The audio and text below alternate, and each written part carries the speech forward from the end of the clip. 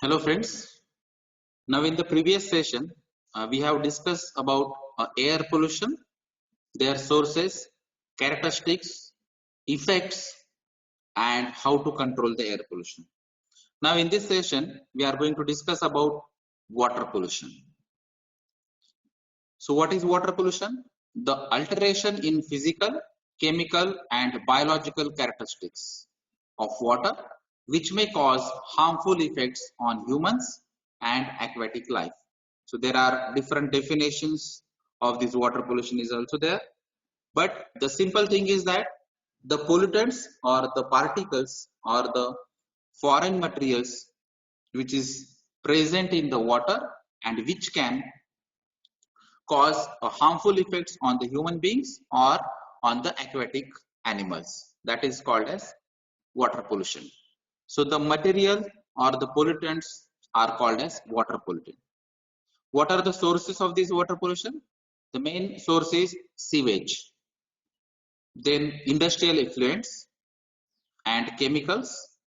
So some of the effluents after treatment which is directly connected to the water bodies, that is the industrial effluent which is called as trade effluent in industrial language, and some of the chemicals from the residential, commercial or semi-commercial zone also which can directly added to the water bodies, so that can cause the water pollution. Then some of the oil and oil contaminants or some other waste which is directly mixed with this water or water bodies, that is also one of the source of water pollution. So the oils from the industries, the oils from the vehicles or the oils from the different motors which are also called as submersible motors or pumps. So all these activities may produce oil and this oil may be a part of this water pollution. Then chemicals in air dissolves in rainwater, fertilizers, pesticides and herbicides leached from the land. So these are the different sources, because in the rainy season when we are talking about the air pollutions, so nitrogen derivatives like NO2, NO3 are there in the air when the air pollution is there, or SO, SO2, SO3 are there in the air. In the rainy season, if this water or this moisture are going to react with these nitrogen derivatives, then there is a chances of formation of nitric acid, and this nitric acid as a liquid is going to mix with this water. Then another chance is sulfur derivatives are reacted with the water and H2SO4, that is sulfuric acid, may form, and these liquid droplets can be mixed with this water through the rainwater. Then in the rainy season, whatever the fertilizers or the pesticides which we use in the farm can be mixed with this water through the rainwater. So there are various sources of this water pollution. Then this table shows you the idea regarding the parameters which are involved in the water pollution, the sources of these water pollutions and the effects of these water pollutions or these parameters. So parameters may be inorganic chemicals like acid, compounds of toxic metals such as lead, arsenic, salts, etc. So normally when we are talking about the industrial effluents or trade effluents, then some of the toxic metals, some of the heavy metals like lead, arsenic, salts, etc. can be mixed with this water, and this is the parameter for this water pollution. The sources like surface runoff, industrial effluent and household cleanser.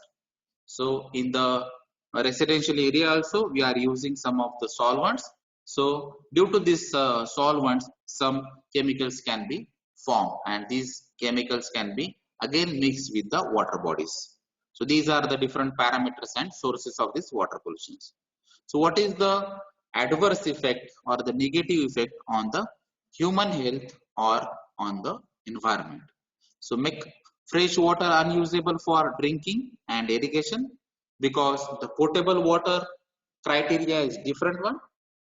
If you know about this IS 1500 or IS 50,000, So there are some standards which is designed for the drinking water, for the potable water, or for some other water which is specially used for that particular purpose.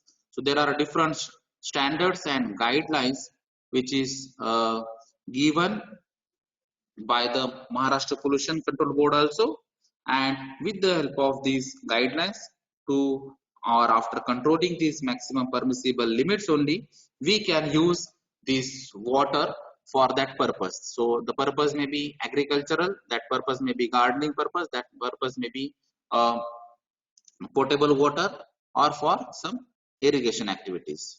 So depending on the characteristics or the parameters which are involved in that water, we have to restrict our uses of this water. Then which can cause the skin cancer, that is one of the effect. So due to the presence of these heavy metals, that is called as carcinogenic substances, which can cause the cancer. Damage the nervous systems. So this is the characteristics of this lead. Then lower crop yield. So the product output or the crop output is less as compared to our target. Then harmful for aquatic life. So aquatic life means aqua means water. So in the water, whatever the life, it means the fish and their different animals which are present in the water, that is aquatic life. So which is harmful to these animals which are called as aquatic animals. Then the another parameters like organic chemicals. Here it is inorganic chemicals, now it is organic chemicals like oil, gasoline, plastics, pesticides and detergents. So these are the parameters or the chemical components which can be produced from the household cleansers or from the industrial effluents or from the surface runoff from farms, because these detergents are used on daily basis in the household for the household purposes, for cleaning the utensils, cleaning the clothes, etc. And there are some wrappers or the plastic components that may be apart from the household cleansers. But the oil parts, gasoline parts, that may be from the industrial effluents, and these pesticides are from the surface runoff from the farms, because we are using the pesticides to kill the pest in the agriculture. So these are the different sources, and the effect of these organic chemicals are can threaten the human health, harmful for the aquatic life. Then the different parameters like plant nutrients like water soluble compounds containing nitrate, phosphate and ammonium ions are also there, and the sources are sewage, manure and runoff of agriculture and urban fertilizers. So agricultural runoff and urban fertilizers are the main sources for these types of nutrients which can act as a water pollutant, and the effect of these water pollutants can cause the excessive growth of algae and other aquatic plants.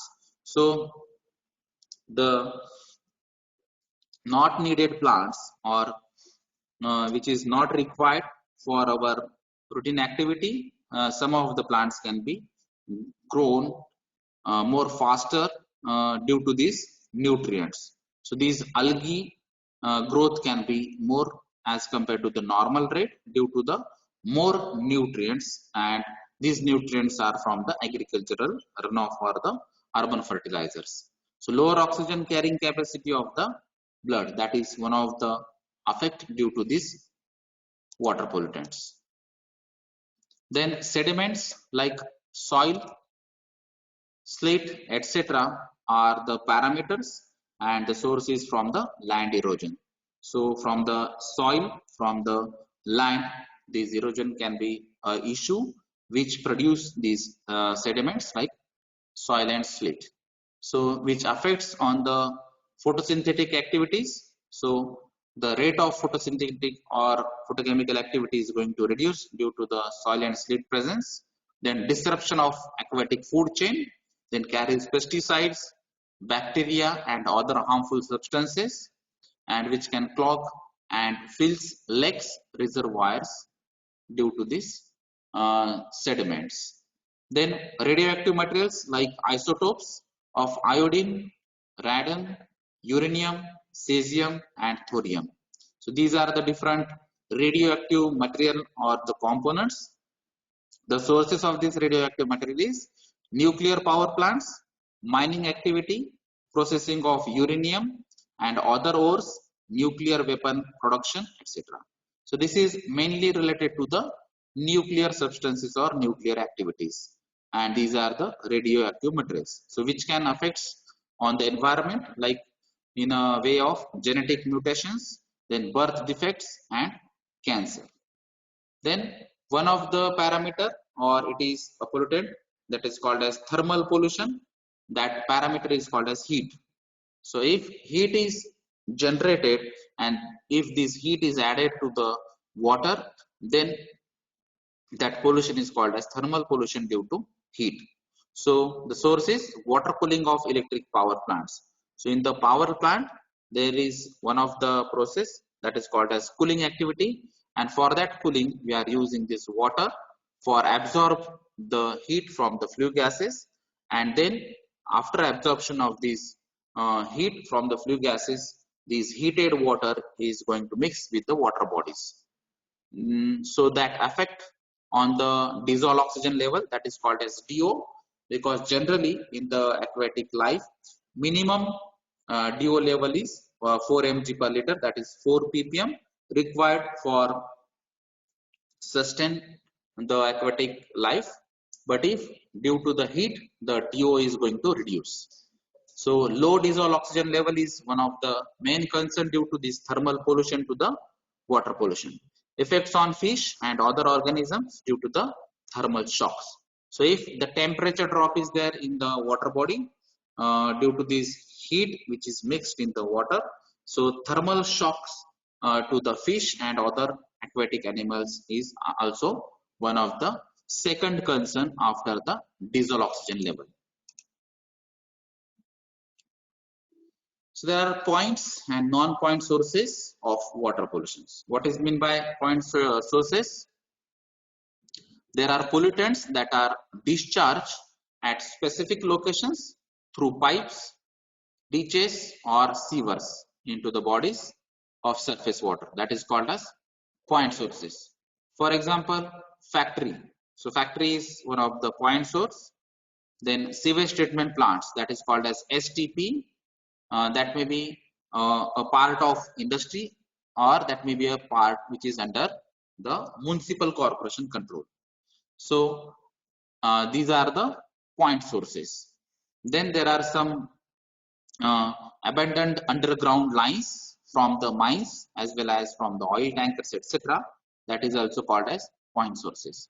So if the pipes are there, ditches are there, some sewers are there, that points of these sources for the water pollution is called as point sources. And non-point sources are the pollutants can't be traced to a single point of discharge. So the pollutants which can be traced to a single point, that is called as non-point sources. They are large land areas or air sheds that pollute water by runoff, subsurfaces flow or deposition from the atmosphere. For example, acid deposition, runoff chemicals into surface water from the croplands, livestock fields, then log forest, urban streets, lawns, golf courses and parking lots. So these are the different non-point sources. The sources where the water pollutants are present, but we can't trace that particular water pollutant from that area. These are the non-point sources. So these are the two sources, that is called as point sources and non-point sources for water pollutions. Then how to control these water pollutions? So there are different guidelines given by the Pollution Control Board as well as from the national and international level bodies. Some of the control measures are: scientific techniques should be adopted for environmental control of catchment areas of rivers, ponds and streams. Then industrial plants should be based on recycling operations. So we have to use the 7R principle in the industry so that the waste or the byproduct or whatever the solid waste or other waste generation can be reduced, and which can reduce the burden in the water pollution. Plants, trees and forest control pollution as they act as a natural condition. Trees are capable of reducing the sulfur dioxide, nitric oxide pollutants, and hence more trees should be planted. So forestation or tree plantation is one of the technique which is beneficial for controlling the air pollution as well as to control for the water pollution. Then no waste, treated, partially treated or untreated, should be discharged into any natural water body. So whatever the waste, whatever the characteristics of that waste, whatever the classification of that waste is, that waste should not be discharged into the water body. Qualified and experienced people must be consulted from time to time for effective control of water pollutions, because they are normally going to work on the different ways, different techniques, latest technologies and water monitoring for this controlling of these water pollutions. So there are different parameters like pH, then acidity, alkalinity, DO, dissolved oxygen, BOD, biological oxygen demand, COD, chemical oxygen demand, etc. There are various parameters, 100 plus parameters are there to monitor this water pollution activity. So these qualified and experienced people can monitor these activities in different areas, especially where natural water bodies are present, and then they can think of what exactly the solution or how to control this water pollution in that area. Then public awareness, that is one of the solution or control measures to control this water pollution. Then laws, standards and practices. So Water Act is already there from 1974 to control this water pollution, to control the anthropogenic activities which can damage to the natural water bodies. Basic and applied research in public health engineering should be encouraged.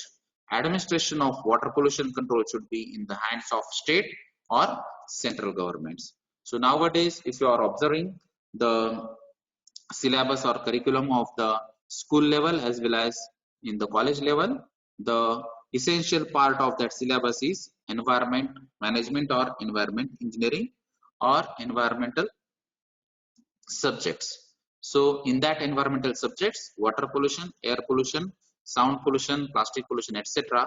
are there in the syllabus. So this is the awareness from the school level, and we can think of the different solutions at the college level, or we can go for the different projects as well as the different activities which is related to the environmental control systems.